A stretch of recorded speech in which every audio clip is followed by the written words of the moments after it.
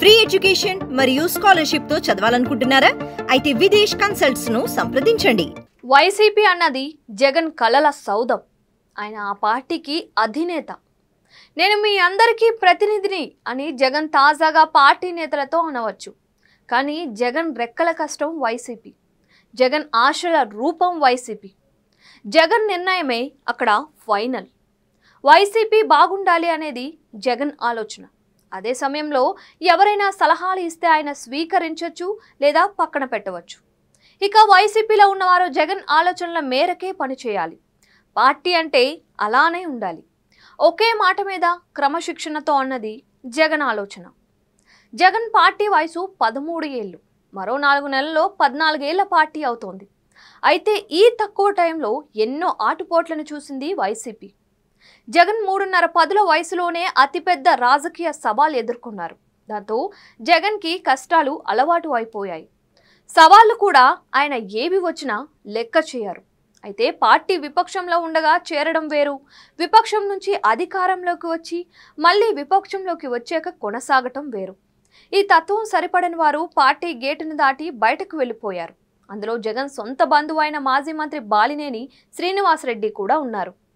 అదేవిధంగా వైఎస్ఆర్ ఫ్యామిలీకి విధేయంగా ఉన్న మాజీ ఉప ముఖ్యమంత్రి ఆళ్ల నాని, మాజీ మంత్రి మోపిదేవి వెంకటరమణ, కిలారి రోషయ్య, ఉదయభాను వంటి వారు కూడా ఉన్నారు. అయితే ఇలా వెళ్లిన వారి విషయంలో వైసీపీ ఏమీ పిలిచి బతిమాలింది లేదు. పార్టీ ఓటమి పాలైంది. 5 ఏళ్ల పాటు ఎన్నో సవాళ్లు ఉంటాయి. వాటికి తట్టుకొని ఉండేవారు ఉంటారు అన్నదే వైసీపీ అధినాయకత్వం ఆలోచన.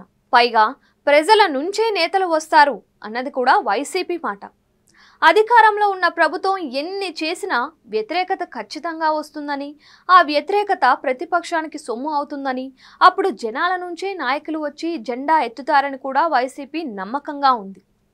ఇక పార్టీలో ఉన్న నేతలతోనే బండిని నడిపించాలని కూడా డిసైడ్ అయ్యారు. అదే సమయంలో వైసీపీ ఎన్నడూ లేనంతగా కేవలం 11 సీట్లకే పరిమితమయ్యి దారుణంగా ఉన్న వేళ ఈ కష్టకాలంలో పార్టీని విడిచి వెళ్లిన వారి పట్ల వైసీపీ అధినాయకత్వం అయితే సీరియస్ గానే ఉంది అని అంటున్నారు. ఇలా వెళ్లిన వారు కూటమి అధికారంలో ఉంది కదా అని తమకు అవకాశాలు ఉంటాయని భావించి ఉంటారని అనుకుంటోంది. ఒకవేళ అక్కడ అవకాశాలు దక్కకపోతే మాత్రం వారు ఖచ్చితంగా మళ్ళీ వెనక్కే వస్తారు అని కూడా భావిస్తోంది. అయితే అలా వెనక్కి వచ్చినా వారిని తిరిగి తీసుకునే ప్రసక్తే లేదని వైసీపీ హైకమాండ్ గట్టి నిర్ణయంతో ఉంది అని వినిపిస్తోంది. పార్టీకి నేతలు కావాలి, కానీ కష్టకాలంలో వదిలేసి మళ్ళీ తమకు అవసరం అనుకున్నప్పుడు వచ్చేవారు అసలు వద్దు అన్నది వైసీపీ ఆలోచనగా చెబుతున్నారు. చాలా చోట్ల కొత్త నాయకత్వానికే ఛాన్స్ ఇవ్వాలి తప్ప మళ్ళీ పార్టీని వీడి వచ్చి తలుపు తడితే మాత్రం గేటు తెరుచుకోదు అని టాకు. ఇది వైసీపీ హైకమాండ్ పార్టీలో ఉన్న నాయకులకు చెబుతోందట. బాగా ఆలోచించుకొని వైసీపీలోనే కొనసాగితే మంచి అవకాశాలు ఇస్తామని చెబుతోంది. అలా కాకుండా తమకు నచ్చినప్పుడు బయటకు వెళ్ళి అవసరమైనప్పుడు వెనక్కి తిరిగి వస్తాము అనుకుంటే కనుక వారిని ఎట్టి పరిస్థితుల్లోనూ చేరదీసేది లేదు అని కూడా చెబుతోంది. మొత్తానికి చూస్తే వైసీపీ కఠిన నిర్ణయమే జంపింగ్ జపాంగుల పట్ల తీసుకుంది అని అంటున్నారు.